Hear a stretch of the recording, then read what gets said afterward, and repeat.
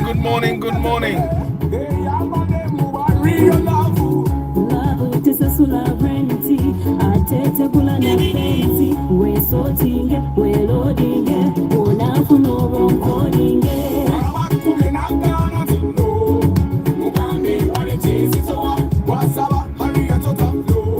Good morning.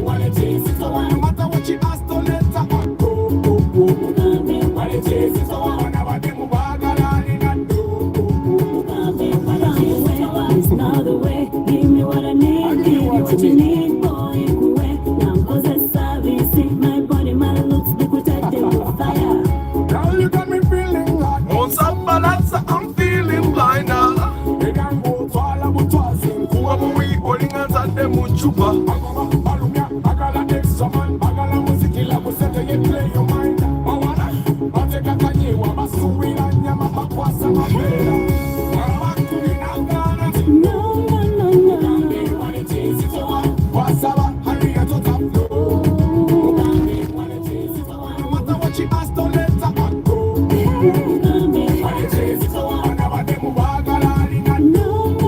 Good morning, Joshua. Kazova. Samuel Sisye. Happy New Year now. Way. And I click the bell icon. Thank you for reminding them, Mr. Kazova. Antonio. Mujope Joshua. Africa Carota. Tusime Eddie. Tessa David. Seru George William. Kaiwa Benjamin. Amin Balvit. Good morning.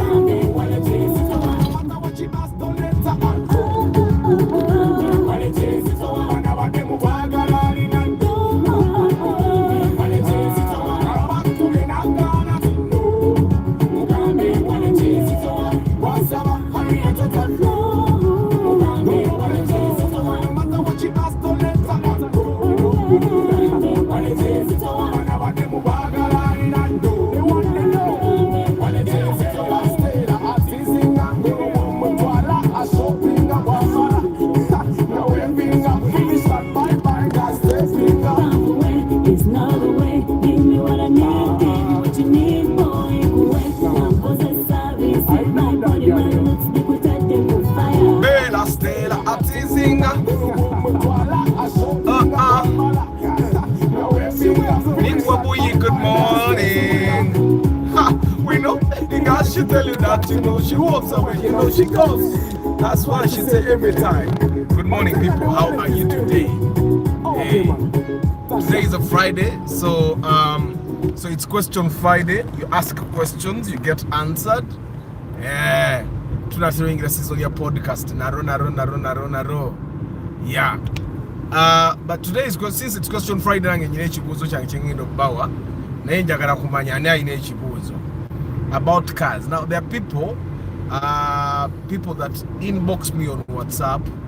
This is the time for you to ask your questions. We live in a country where we are not used to paying for things we can't touch. We are not used to paying for things we can't touch, like for consultations. We are not really used to paying for that. That's why even in hospitals, it's very hard to find people going to hospitals where they have to pay for consultation. Why? Because they want to pay for. No wonder hospitals sell us medicine we don't need, because we are not used to paying for consultation.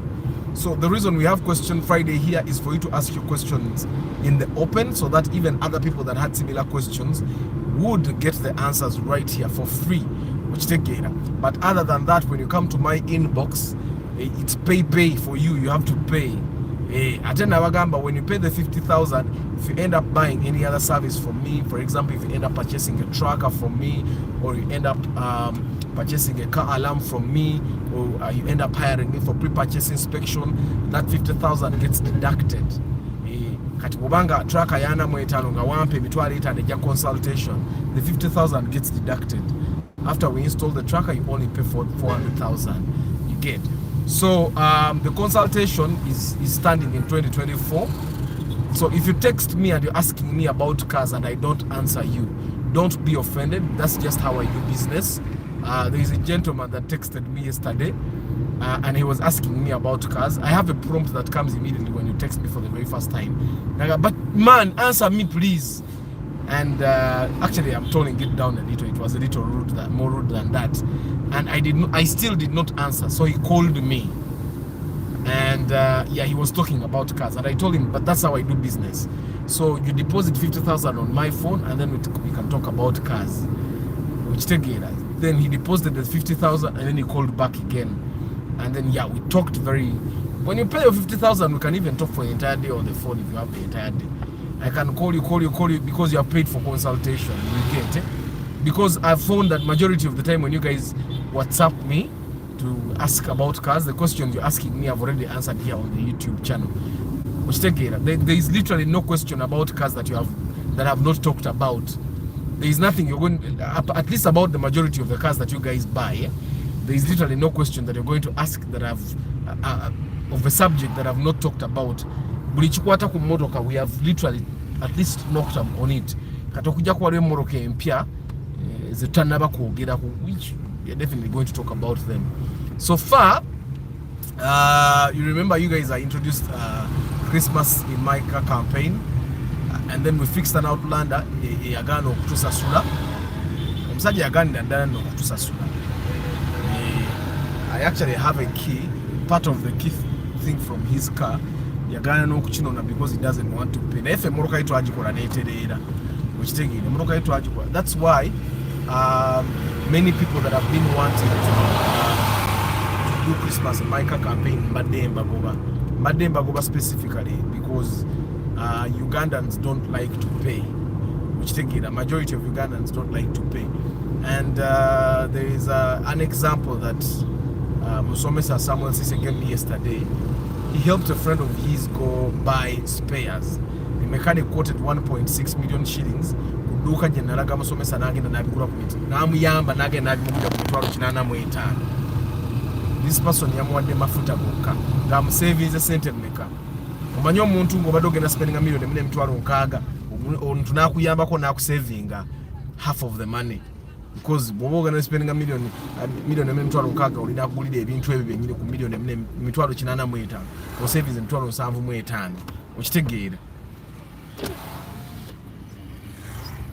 The least you can do is kwata yeche kumi chimu, because aku savings a certain nyingi ochitegera. So it's important for us to always remember that it's not a must, but it's always important. Era musomesa ngemubuza kati gwa kwaddeyo mmeka padde mafuta ochitegera. Now in a way I see why mechanics actually cheat you guys. That's why me I tell you guys nze mechanical wange siwala isi era bwonkubira esimu nga but Arthur, I want to use your mechanic ngabira mechanical wange ekisoka charging a consultation. That's something I just put in him. Nemugamba okusinga okubba omuntu spare mu charging consultation okebere moroka wenjagala emitwalo 5 ekyo kigwe azikuwe ng'ekirwadde bwona okisangamu. But apparently there are my followers that still do that. Akube esimu n'abuuza mechanic wange moroka wange ekola kino nakino kirwadde ki. After my mechanic tells him n'agenda mu garage endala. Bwagendayo bakanike ne bonoona ate n'agivuga n'agizebwa makanika wange atereeze. I have like 3 of my followers that are continuing to do that. I think they want to kind of be saving money, but in the end they end up spending more. So as Ugandans, I think we have to get that culture in ourselves, to know kwetekamu culture egamba nti omuntu bwaba aina amagezi gesirina nga njagala ogamujjako teyagafunira bwerere, either ya ina gwe yasasula ogafuna oba aina kye yasasulira, because we pay school fees in different ways. One, I could pay a mentor. Nze mentor wange namusanga mu sente. One of the biggest influences of my life. Ngati somwa sente za mafuta ezimuleta mu town. Bwajja mu town tajja kukola bibyo byokka, akola n'ebirala. Naye ng'ogwa abakavarenza amafuta g'okwolwo okitegeera. Era nze mentor wange inspiring obulamu bwange nnyo. He cannot come out and say Arthur sina kye mufunyemu. Okitegeera, because there are literally projects that we did and I paid him for the work he did. Nga simuyita kujja kumbeererawo obuweerezi. Okitegeera. So it's important for us to always understand that people pay school fees in different ways. Abamu bakola nsobi nayigira mu nsobi kati nze majority of the knowledge that I have about cars, I made mistakes when I had cars. Like I literally made mistakes. I was cheated, and then I decided no, people should not be cheated. Along the way I discovered that, oh, actually my knowledge is worth something. I could buy my kids milk with the knowledge I have. So that's how I started charging a fee for my experience, which together, and trust me, the knowledge has been very helpful to people, which together. So from today onwards, I want us to put it in ourselves. You have knowledge that you can share with someone, which together, that nobody else can share with them. Make sure that you charge them for that. You get, charge them for that. Tokkiriza muntu kozesa amagezi go kubwerere. Bwabanga amagezi go tagavaluing agenda agafune walala. Okitegeera, it's important for us to always stand our ground. Okitegeera. Good morning, Martha, Director, Martha Academy, Namamo Kono, Clark Raim, good morning, Ibanda Bennett, good morning, Ashraf Kabanda, good morning, Vinny Katz, good morning, 5256, good morning, Central Forex Command, good morning, Deep in Coffee, good morning, Modric, good morning, Chris Fitness, good morning, King Daniels, good morning, hey, Moses Heath, good morning. Yeah, so today is Question Friday, guys. You can ask your questions. The Caldina eri wish. The Caldina is one of then Corolla here. Anyway, once you get interested in a car, you start seeing them. There are so many Corollas on the road. Abaina sound system, catering businesses, abaina electronic businesses. That's the car for you to buy. That's the car for you to buy. Eyo chigege. Any drone or jiraba. I recommend that you only buy a drone if it's new. If you can't buy it new, chigege jobogula. That one. You can get chigege starting at 15, 18, 20, 25, 30 million. You can get them. But the chigeges are the cars for you to buy. They are long lasting, they are workhorses, they are indestructible. Those cars if you get it with the 3L or 5L engine, Moses Heath Derek Lule, good morning. So for the guys that want to use cars for businesses, chigege eyo ojirabe eyo, it is indestructible, and it will do you good service. Already, if you buy it used, it's definitely going to have like it's going to have if you're going to buy it used, it's definitely going to have seats, like 14 seats. So if you don't want to use 14 seats, then I will find that you just have to remove like the two rear seats, and then you partition them, and then you keep your stuff there. Like guys that have photography businesses. You have photography business, create partitions in the rear. Okay, you create partitions in the rear, and then you keep your stuff in there. Which take it. Now, if you don't know what to do, you can always visit like Pinterest, you can visit YouTube, and then you find a way. Noah is a very good car, and I know majority of the times when we want to buy a car for business, we also want to buy a car that can serve us as people. If I want to go to visit my people, I can drive the same car. But also I want to tell you that it's important that if you're buying a car for business, let it be for business. Don't buy a car for business atengo yagala ekolene luxury. You guys have developed this thing that tozimba nyumba ya maka nga tonna bakutereza business. Kitegeeza togula motoka ya luxury nga tonna bakutereza business. I think with cars, if you have a business that needs car, it's the first thing you should take care of before you buy your own car. Even me, when I bought my first car, yes, I loved cars, but I had the motivation of using it for my business. Prosi Bravo, good morning. Arthur, is there a new chigege in bonds? No, there is no new chigeges. In the bonds, there are drones. But a drone from the bond is good. A drone from the bond is good as long as you can pay for it. It's a good buy. Which take it. Now yeah, bw'oba drone, it's either 1KD. I think it's the 1KD engine you need to buy. It's the one that does not disturb. It's 2KD. I'm going to be clear. I'll be telling you which engine for you to buy.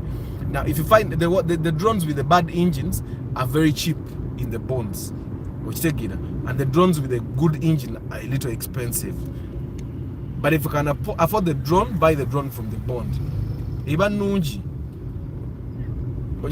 And then if you can buy a drone that has a petrol engine, then it's even better.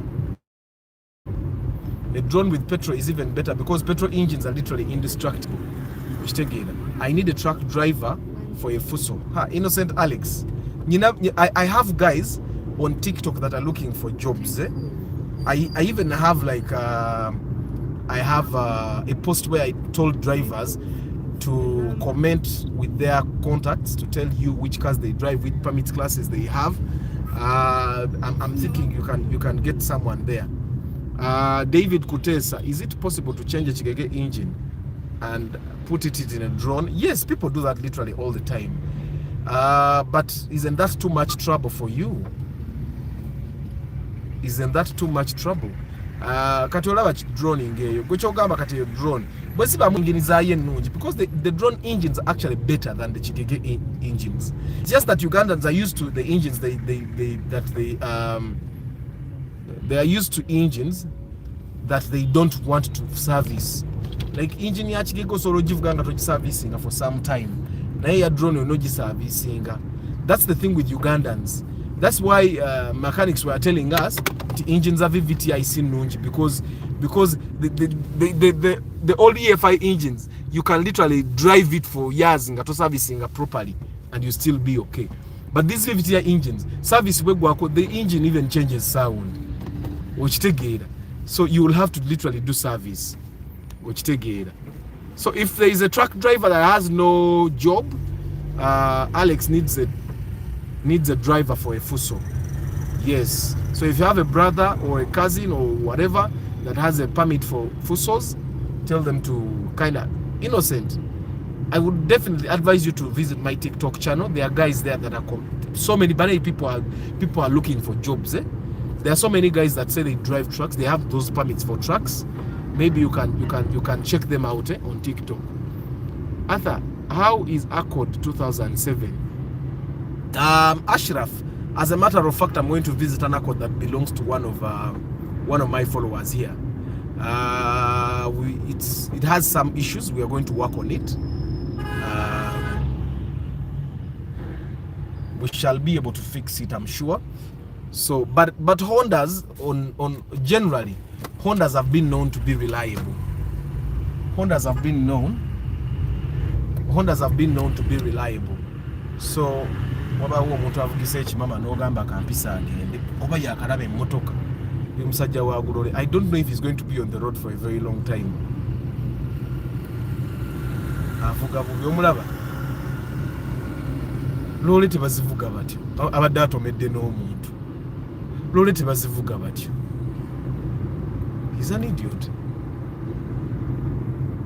Anyway, Samusu Wilbur, good morning. Yeah, so Asha, but Hondas are known to be reliable cars. The thing that is disturbing us in Uganda is that majority of mechanics don't do research. What we yesterday I made a post on TikTok. Someone was looking for a reliable Volkswagen mechanic, and I simply told mechanics to come and talk about themselves if they can fix that issue. And mukomment yezo, there were even women that drive Volkswagens that were saying they learned to fix their own cars because mechanics were disappointing them. Now, in Uganda, we have a problem that most mechanics don't want to read. So we have very few mechanics that can actually fix a car that has even a general problem. Because you'll find that Hondas, Toyotas, let's say Suzukis, the engines literally work the same way. The engines work the same way. But they are different engines. So for you to understand what part works where in the Honda engine, for example, or in the Suzuki engine, you have to research. Because mechanism, that's why we were able to fix the Mitsubishi Outlander very easily. Because eventually be just common sense. No matter let me research and read this and read this and read this and then discover what to do. So it's, but we are going to see a Honda Accord today. Just until I have an issue I have to solve right now in the morning. Then we head out to go and see the Honda Accord, and then I'll give you a report. I'm going to document the process. I will not share the number plates of the car, just the Janako, and then we will work on that car and number plate Zidaba. We are going to document the entire process of process. Your Outlander to documenting. I wish we had, right? Because at least try to more content. But we are going to document this, and I'll ask for permission of the owner of the car if I can share the content. And of course I will not just share the experience. It doesn't harm. So today is Question Friday, guys. You can ask your questions and I'll definitely answer them. And if I can't answer them, there's definitely someone that can answer them here. For example, Joshua is an engineer. See, engineer. The engineers don't really talk. Like I told you about the mechanic we dealt with in tugende okugula hari. Nga yabisoma naye nga mamba. Nange musingako.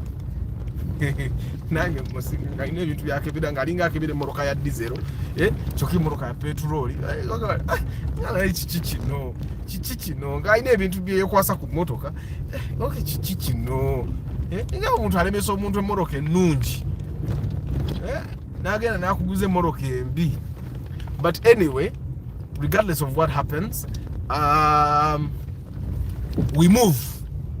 Kunomaka nabagamba, our goal should be to buy a first car if you don't have one, buy a second car if you have one, buy a third car if you have two.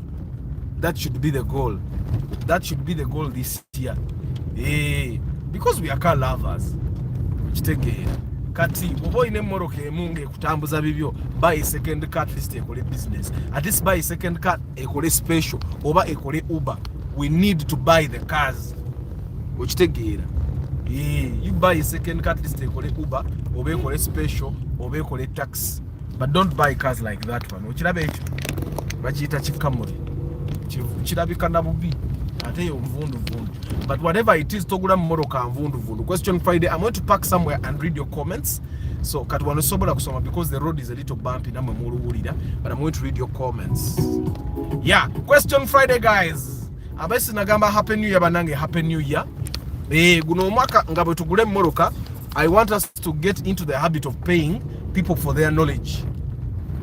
Actually mengena mudwero nga sasula consultation manya bagenda kunziba. One of the hospitals that I know that is very cheap in consultation are inflating eddagala. Nti eddagala ly'enkumi ali Buza kakaaga. Katakusaba consultation mungi wano. Nolo taseera kumbe enda kukubako mu ddagala. Kati you can imagine bwabanga buli empeke ya bbiri eringa agiguza kakaaga ye. It means bwaguza empeke 10. Abakubye 10 abakubye 4. Okitegeera omuntu akusasuza consultation owebiri aba asinga.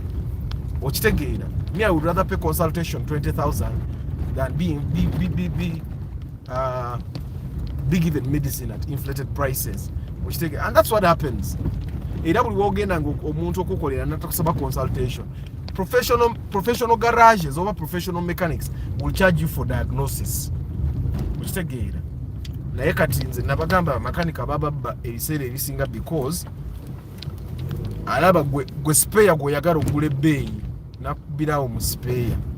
Okitegeera, akubirawo mu spare. Can I get a parcel set at 15? Everything is possible, but how many parcel setters exist that are old? That's the question you have to ask yourself. I think I was looking for, there was a time we were looking for a parcel setter, and the oldest we could get was a UBH. At that time, that was last year, and we bought it at 21 million then. That's like the oldest parcel setter we could get. Majority of parcel setters are on new number plates. Which take is you're going to kind of have trouble finding an old parcel setter. Which take so 15 is not bad money, but for the parcel setter it might be hard. Which take but it's possible. I'm not saying it's impossible. It's very possible. but majority of people that have parcel setters are like parcel owners. That car is very reliable, so they have not yet gotten a reason to sell it. Which that's the thing that happens with parcel setters. So, but I wish you good luck. Olaba ne space yenyine emiro 15 new model nzibu yakufuna. Okitegera kati olwate parcel setting. Arthur, is it true that Land Cruisers are built to last for life? And what do you recommend? There is no car that is built to last for life. You guys, there is no car that is built to last for life. There is no car that is built to last for life. But some cars are just too reliable that if you take good care of them, they can last life. Like the Hilux, like the Corolla. The thing that happens is that sometimes we buy cars, we don't change oil on time, we don't put the right oil filters, we don't put the air cleaners. The car struggles. But then a car can still struggle for life even if you bought an engine and put it there. It can last life. Even these new ones, but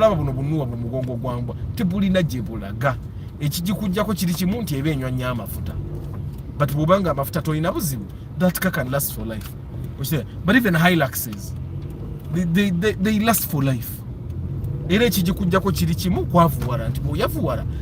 kati wato charge so be kulabisa bala bo mugaggo omwavu okitegeera bala bo mugaggo omwavu.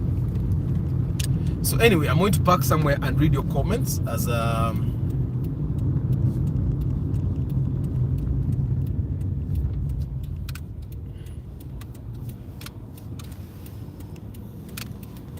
let me just park here.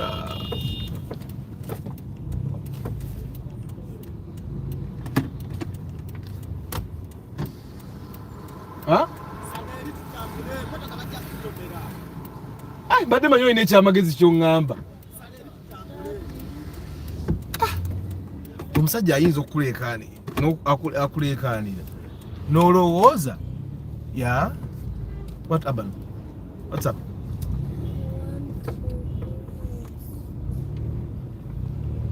You want to what? Rest. You rest. Who has stopped you from resting? So anyway, guys, kambeko chemaliriza katoto 1 second.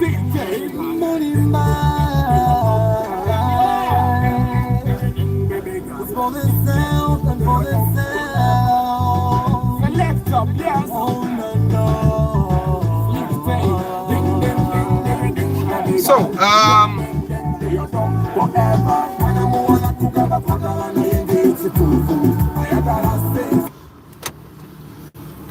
okay,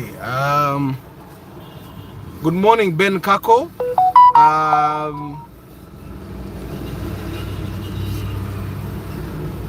This mechanic put a pair of new shocks at the front. Naye emotoka nestuka nnyo mu maaso okusinga emabega. When I complained, he said that's how it's supposed to be. Is it? Ideally, a car is supposed to balance. A car is supposed to be balanced. Kirabika kyamusobako n'atayagala kugamba nti kikoze eki. N'atayagala kugamba nti kimusobyeko because I'm parking, I want to get light. Okay, that's not enough light. Okay, now we have to work with that light now. So, kyamusobako busobi Bernard, but the car is supposed to balance. Sometimes those mechanics put shocks of cars that are bigger than our own cars. Sometimes they put springs that are bigger than our own, that are for cars that are bigger than our own cars. Which again. So kati emabegana yako leyo ateke bwaba ateka springs maso over shocks mugamba afune shocks type yemu type je yasa maso jaba ateke emabega so that the car balances. Which again. After I have 14-15, can I get a Subaru? Yes, you can get a Subaru. Just don't be too particular about the Subaru. You go to the market and see the Subaru you can get. Good morning, Jovan. For the love of cars, Uganda, the only true reliable source that helps you.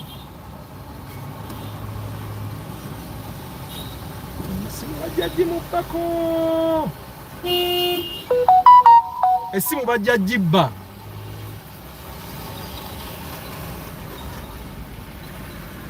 guys, there are places bw'obeera nga bw'oba oyogera ng'oli mu kitundu ekyo nga bw'oba oyogera ku ssimu, you don't get close to the road.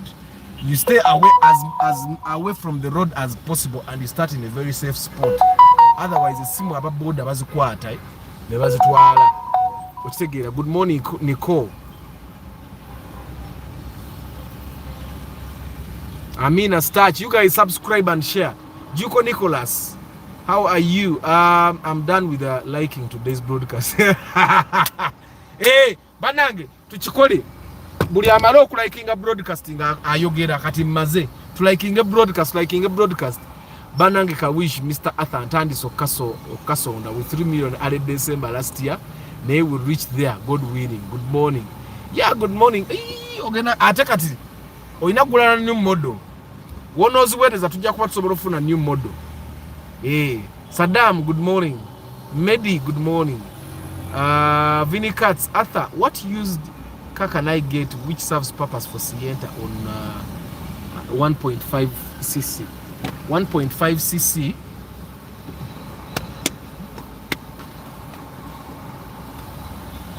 Naisi kutegedde, can I get which serves the purpose for Sienta?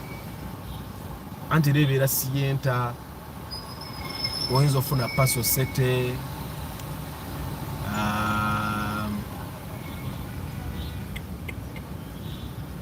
ne paso sete anti ya bei moko ku Sienta. Because ojja kwesanga the money that literally paso sete and Sienta are within the same prices. What other car? Banga Sienta ina more seats, kati ze motoka zina seats 7 passenger seats, seeing engine new price range. Other thanks for the show. Second hand Toyota Rush is at what price? I don't know. I've literally not seen a Toyota Rush on market.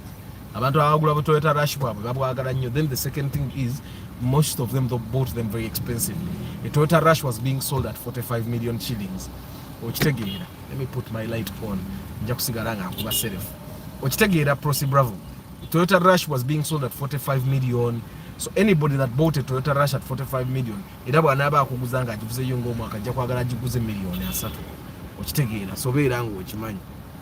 Arthur watugana bu town ace, but I have a friend of mine awekatwe, but only to get a stage there it cost him 2 million and he really gets some customers cause ketika fridge, soda and all those small stuff, which is still okay.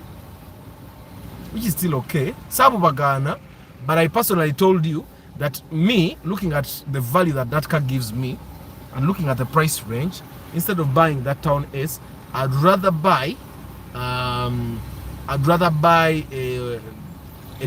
Elf, the Isuzu Elf or the Mitsubishi Canter.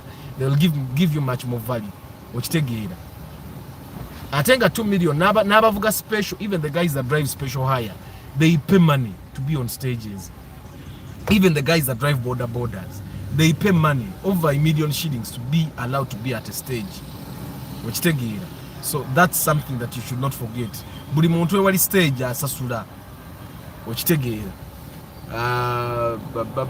Good morning, Arthur. 1 or 2 signs that a car is CVT. Just one. It has no dipstick. Automatic gearboxes have dipsticks for you to see the level of hydraulic. The CVT doesn't have one. That's the only thing you should look at. Irabo ogenda ogule motoka n'osanga ina dipstick, 2 dipsticks ya engine near gearbox. That's an automatic. If it doesn't have a gearbox dipstick, that's a CVT. Arthur, you're right. I personally am a professional business plan designer, but people want things for free. Yet I invested a lot of time, a lot in the course. Toby Kiriza, the one thing, if you want people to pay for your services, market your services as much as possible. Be good at what you do. People will come, and they will pay. I'm telling you here. Bompeza WhatsApp, nebo nompeza message WhatsApp, and you tell me I'm a long time follower. Bobatu sasudde kizike ku WhatsApp sogera ko bya motoka ebimodoka atagala kusasula tubyogerera wano. Okitegeera. Eringo yagala private, you want private help, pay for consultation. Okitegeera. Bobatu yagala kusasula consultation muganda wange. Tusigale omukwano tugusigaze wano ku YouTube ne ku TikTok. I'll answer all your questions here in public. Okitegeera. Reynald Jordan, thank you for liking. Hey, Kazoba Bajuksa, like the broadcast. Joseph Bali Kudembe, good morning. Derek Arthur, Twala Ikinze, Amina, Gordon, good morning. Jitwaring, Zichari, Yokwed. Hey, Jitwaring, Nemo, you BBJ, Ziri. I tell those cars, they are indestructible also. But now, majority of Toyota cars are indestructible. I'm okay, Winnie Muwonge, how are you? Proceed Bravo, Toyota Rush, Waluka new model. But it means 2 years from now, Kabule. Hey, but 2 years from now, because 2 years from now, people are going to be buying newer cars. People are advancing now, they want to buy new things. How much is a good second-hand Toyota Wish? 17, 18. Atera na ija kubamu akoramu ebitono. Right now, umuntu yenna olaba nezo mubonna zibamu obukolo obutono tono. Arthur, good morning. Why is it that whenever I drive on those small humps at a normal speed, my car tends to shift sideways? It's a normal thing. Like when you drive, it depends on what speed you're using there. But if you're driving at a constant speed of 30, 40, 50 kilometers per hour, shifting up to the side that those humps are inclined. It's entirely normal. Kastobanga, as you're driving normally on normal roads and you let the steering wheel go, it doesn't go sideways. The car is totally normal. At a Valvematic or Kuchi. The Valvematic engine ye jebaita 3RZ, 3ZR, 2ZR. Those are Valvematic engines. They show you a logbook. Then Emoroka Zimu wanokuluji side ya passenger weluka chassis tag. Bakulaga engine cherimo babu chassis tag obumbuli maso. They tell you what engine is in that car. They will tell you 1NZFE, 3ZRFE, 2ZRFE, they'll be 2NZFE, and they will be telling you that. Do you recommend a Kaundo at 25 if I go with you for inspection? Yes. Just don't be too picky about the number plate with 25. Yeah, don't be too picky. Because I'm telling you, Neyegwe, Kazoba, why don't you buy Vianney's Kaundo? Na kusalirako. Aina Kaundo you bid the nunji. But no problem. You have 25 million. If you have seen people that have Kaundos at 25, we can go look at them. Ateze Moroka Kaundo ziraba.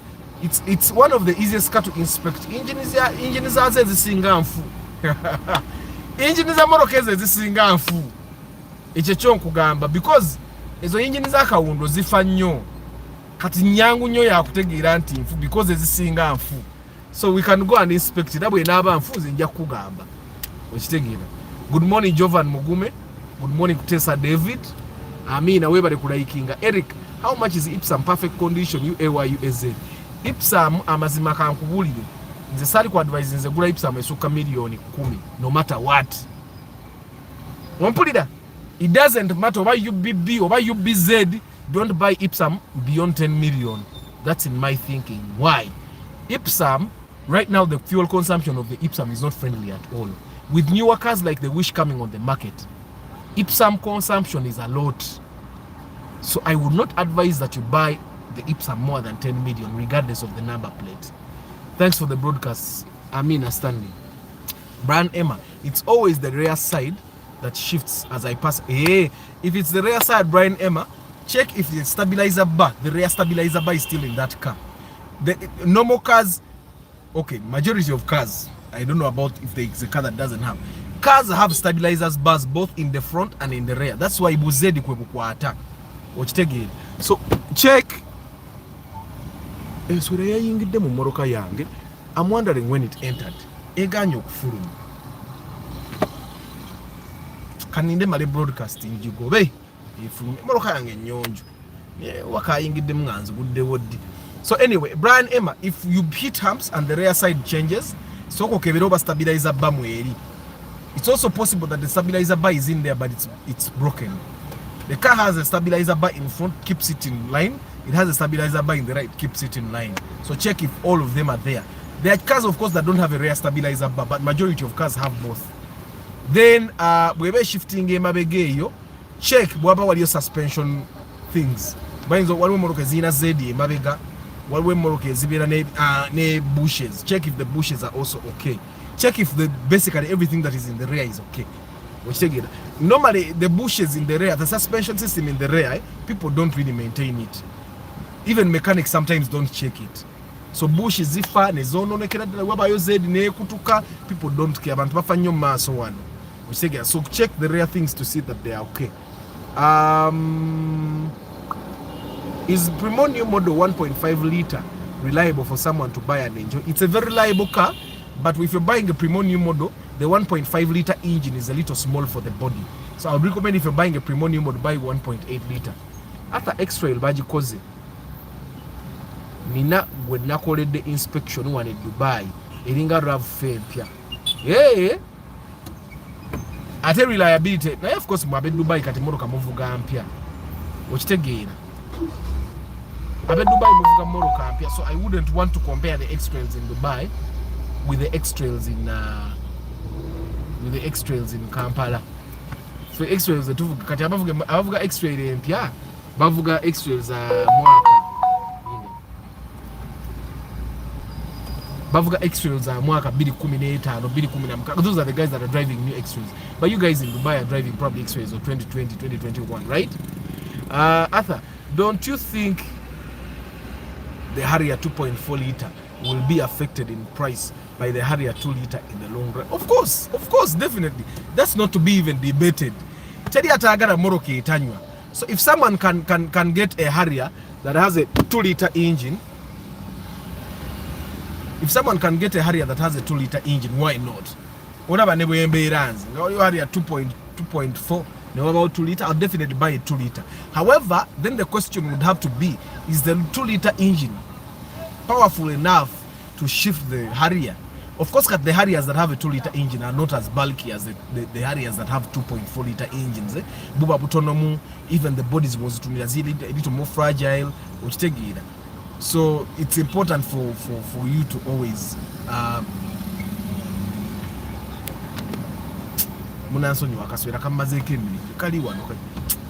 anyway. Ate leero okoledde wa papa. Leero sinnakola. Nina business gye maliriza wano katono. Arthur, are there people that give fair car loans? Like I have 8 million and I need a car of 18. So 10 million loan I pay like in 6 months. That's impossible, Eric. If it's possible, chitegeze moroka bagenda gikuseera. If you're going to buy a car on loan, always have 70% of the money or 80% of the money, which is literally why you don't do it and make 100%. Ochitegere. Some of the fair loans that I've seen are loans that you go to the bond and you want to buy a car of like 35 million and you pay like 27. Ochitegere, you pay 25 and then the balance is 10 million. That's more fair. But let me tell you something. If you're going to be buying a car of 18 million, a car at 18 million, ngasi a bond, you still have to work to do. That's important for you to always remember. So if you're going to have work to do on a car, you buy a car at 18 and you still have work to do, and then you're buying it on loan, you're paying only 8, you have a balance of 10. Aterachi manye tell muntu agenda kuwa miezi mukaga directly.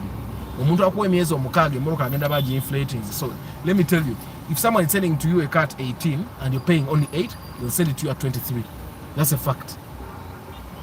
Anigo nachigamba wano. There's a person I told it to now wakanda. Ni tugenda mu kibanda. Ye mwenyini na giving up yo gule moroka na abiva. Ochitegera naga kagende kunganya sente. So always remember that if it's possible, buy a car that is within your budget. Always buy a car that is within your budget. Top up kufuna modoka eri outside your budget. So so if for example you have 8 million and you want to buy a car for special hire, instead of wanting to buy a car for 18 million doesn't mean that the car will be in perfect condition. No, it never means that. 18 million just simply means you can afford a car that is priced at 18. There are chances that you can get a car like 12, 13, 14, 15 that is good. So if you have 8 million, I don't know how long you take to collect that 8 million, but I'm thinking if you have 8 million, if you took like another 5 months, you could be able to make 12. Sicho, then you start looking, okay, what car can I get with 12 million? Let's take it. If in 5 months you can't, then you give yourself another 5 months. then you make like 16. At 16, you could definitely get a wish. It won't be in perfect condition, but it will be good. So I don't know if I make sense, but omuntu akuguze moroka ye18 nga atosasulako 8 kiba kizibu. Arthur, is there a big difference between VVTI and VVTI Duo? Duo VVTI is a moroka is a valvematic is a mbagamba. So Duo VVTI is the improvement of VVTI. Arthur, how can I get, because it has 2 VVTIs, let me say that it has 2 components that make it VVTI. Inebeda name, inebeda na bill. Arthur, how can I get your DSTV play? I want to re-enjoy. You just have to watch it live. I have no control over that. Mugalasi Joshua oliwa ewatufu nonya motoka mu Dubai njagala Civic. Joshua ali Dubai lindako kanuka lwakikagana okufuluma. Get out. And even no kafulumye this time.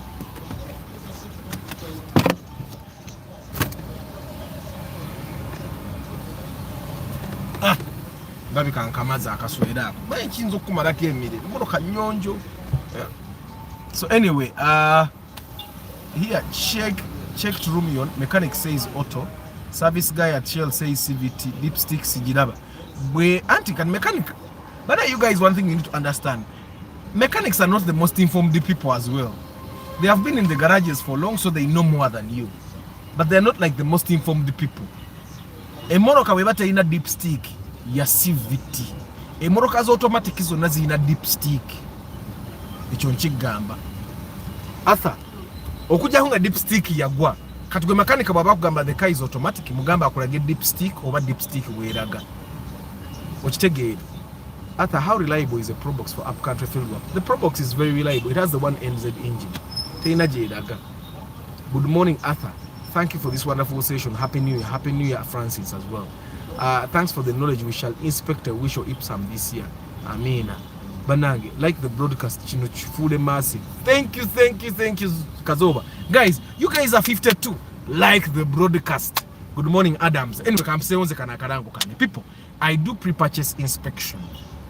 If you're going to buy a car, you want to get a good car at a fair price. Majority of the time, abantu tufunana bemoroka nga kompiza abusubuzi. So if you want to get a good car, good price, good condition, bokola nange inspection, your only job is to say I like that car, I don't like it. Emoroka gyotayagala ne bweba in the best condition tetugigula. Era nkuddusa naone nga tojagadde kicho otagadde emito jindabikidde bubi nga tugenda ne bweba yesinga obulungi kuze tuba twalabye nga tunonye moroka endala. So and what do we charge? We charge only 450,000. I come with a mechanic and yeah, ebirala byonna verification, emoroka eri manya gani, erike ebipapula, transfer zigwa zitya, ebyo byonna you don't have to worry about that. Fete tugula moroka etavaamu mpapula. Okitegeera. And majority of the time kusente zosasula kwe kuli amafuta agatambuzo tutwala mu moroka ezo. The 450,000 covers one day though. That's why these days ngonkubire simu nongamba njagala gula moroka eno ngakubuza budget ya meka. If your budget doesn't buy that car, nkugambira I will not do that inspection because ndabanga ogenda kutuma tusumbuwa nnyo tuba tugenda mala obudde nga tunonya moroka eta existing. Okitegeera. 450 covers one day, but if by any chance we have to go to a second day oyongeramu emitwalo 5 jiba ja mafuta gankeera. Okitegeera jiba ja mafuta gankeera. Okitegeera. I know that if we fail to get a car on day 1, we definitely have to get a car on day 2. But tubate tufunye either you're looking for the wrong car or you don't have enough money. Okitegeera. Arthur, buzibu ki obuli ku Ipsam okusinga senga mba ntuusa okukanika? Ipsam teyina buzibu. Atoba ne bweba ya 4-wheel drive because Ipsam ya 4-wheel drive enywamu ku mafuta. But bagiraawa 4-wheel ne bagijjako nefuuka ya 2-wheel. Okitegeera. Ipsam teyina tagali. Ipsam is one of those cars that you will drive even when the engine blows, you drive until you get tired and so manyi. Let me say it. Naye ng'enywamu kati nze sikyasobola Ipsam. Sikyagisobola ko da because enywa. Okitegeera. It's 2 liter EFI. It consumes fuel. Okitegeera. Morning, Arthur. How do you disable alarm system for a car if it's giving you issues? What do you mean disable? you want to put it out, the remote doesn't work or something, because with the alarms, with an alarm, you have two things. You can arm it with sound, you can arm it without sound. So bobo ine moroka ngeina alarm, always lock it with the alarm. My car has two. It has the remote that comes with the car. It also has the alarm that I installed. So, but I don't lock it with this. I lock it with this. Why? Because the alarm will definitely give you issues if you don't use it. Now, let me assume that you don't have the remote. Then you just have to put it out. Get a technician, get a wiring person. But you have to be very careful. Some people watch moroka z'abantu. Ajjamu ekitalina ku kyata kye batayagalamu waya nazireka nga emoroka esobola okushotinga from then on otandika okufuna ebizibu by'emmoroka. So get someone that has installed alarms before, agijjemu amanya waya ki ey'okuzaawa okitegeera, because remember this alarm also ejjako amafuta. For example, if I install my alarm like this and I lock, if I start the car, sisobola givuga kuva wano kutuuka walinga engine tenavaako, because it's still armed. The motor erina kuba locked. That's how the alarm works. Okitegeera.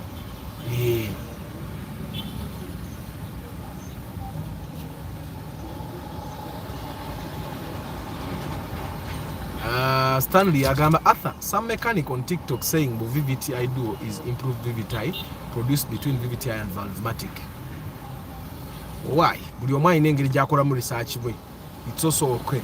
Happy New Year, Arthur, for the love of Cars family. Daniel Mosh, Happy New Year. Kastoji kole ebiguru. Thank you, Joshua. Ipsam teina tagali yadde. It's important for us to always remember that. Era any beginner that doesn't have a lot of money to buy a car, you really must buy a car. Just buy the Ipsam. However, kastobedango already ochimanyi nti okunywa enywa. Okitegeera. Mulowooza sine dakiika 7. Question Friday mulowooza tetugikubya oluku mu mutwe. Question Friday mulowooza tetugikubya oluku mu mutwe.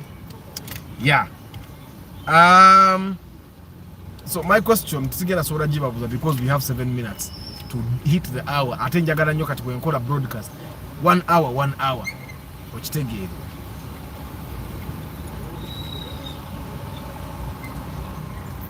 Antonio, you inbox me kwa number ya Joshua, how did I save your number? Joshua, inbox me again so that I give your number to Antonio akunonyeko. Inbox me. So anyway, guys, I do pre-purchase inspection. I sell car tracking devices. Emoroka yo asset yo nebo boguze kibina ya million nya giteke mu tracker. Eze million yenyo ziraba. Wali obadde kewantu ng'obwavu bukuluma n'onoonya 10,000 kati gwe kubamu akafaananyi ng'ennya bazibbye lumu, because with the car, if they take your car, they have taken a lot of money at once. So put a tracking device, bw'olituuka okugitunda era okomyawo emmoroka ewange, device eyo ne tugijjamu tugissa mu mmoroka endala gy'oyagala. Okitegeera olina omuguze emmoroka ye n'agenda, bw'aba ayagala device yo naye agisasule. Okitegeera naye tomugamba nga tannakumalayo, omugamba amaze kukumalayo n'omugamba leero device mulimu tracker yange ogisasula togisasula. Okitegeera ne bwoba oyagala teekamu tracker 10 ffe tuziteekamu. I sell tracking devices and alarms. Tracker emu ya $335. The tracker for 350,000, you can turn off the engine remotely. If you are in the UK and the car is in Uganda, you can still turn off the engine. If you are in Sironko and the car is in Kampala, you can turn off the engine, and they will not be able to turn it back on until you do it. Turn it on using your mobile phone. You can track the car in real time. You can see where the car has been in the past. Even if you want to see where the car has been in the last 365 days, you can still do it. Okitegeera battery gye nassaako namu olaba akatala kange ka service long battery kyakuba bulungi. Okitegeera kati it's important for us to always so it's important for us to remind ourselves that our car is a Moroccan asset. Nze Moroccan zange zonna asset, by the way, sizizanyiramu kuba nkimanyi gwe njagala sente ez'amangu mmoroka gye mpayo ne bampa sente n'enkola ate ebirala ate n'engulako n'emmoroka endala. So always remind yourself of that. Alarm systems, those are $25. Then I was telling you about the other tracker eyokubiri ekola ebyo byonna, but you can still call the tracker and listen to what the people in the car are saying. Okitegeera kati mwaba abali ebweru emmotoka yo eri awo alyoka bagivuga gweteeka mu tracker, and then you know what they think about you. Waliwo okusacrificinga ogulidde abeewako emmotoka n'amafuta gwagateekamu nga bwe bakuvuma. Okitegeera.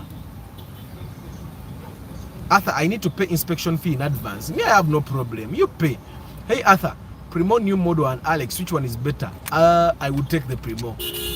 I would definitely take the Primo. But you guys like Alex. But I Alex moja agara. Magara Alex.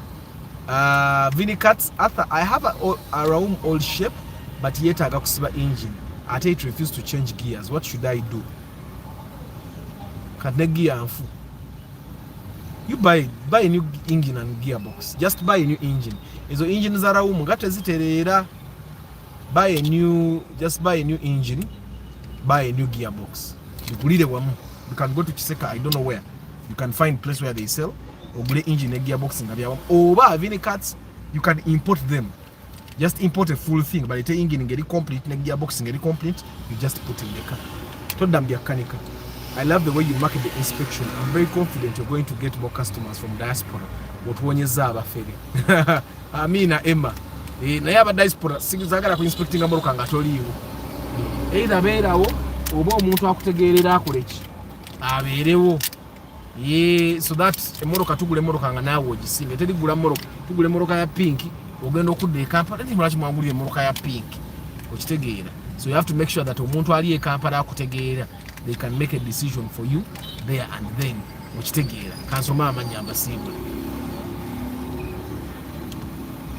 Joshua Kazoba BL, Samuel Sisye, Antonio, Mudope Joshua, Africa Carota, Tusime Eddie, Kuteisa David, Seron George William, Mugalasi Joshua, Kaiwa Benjamin, Hamim, Balvids, Nick Wabui, Fifi 256, Vinicats, Ashraf Kabanda, Ibanda Bernard, Clark Raim, Master Academy, Central Forex Command, Deep in Coffee, Modric, Chris Fitness, King Daniels, Moses Heath. Namwabadi Mukamori, I don't take it for granted. Namwabagi no a video later on today or tomorrow or the next day or even next year. I don't take it for granted. Council Patrick Asiku, Moses Heath, King Daniels, Derek Lule, Innocent Alex, Prosi Bravo, Ben Kako, Semusu Wilba, Central Forex Command, Semu Gajovan, Kaiwa Benjamin, Sereko Starch, Juko Nicholas, Musema Saddam, Muhammad Medi, Seka Jajon, Reynard Jorodan, Joseph Barikudembe, Karemire Gordon, Winnie Muonge, Brian Emma, Kawesi Peter, Jovan Mugume, Eric Chigoze Stanley, munoza sibamazeeyo nno ndabikanga bamazeeyo Sekajja John, Agaba Francis M, Adams, Kawesi Peter, Daniel Mosh, DJ Schofield, the incredible, Sareri Joshua, Vinicats Nakumaze, Arthur, okay, Nakumazegwa, Brian M, okay, Joshua ga Vinicats funa mechanical yoze chitimba agikole service olabe. Ne, is it possible kubange moroka eyo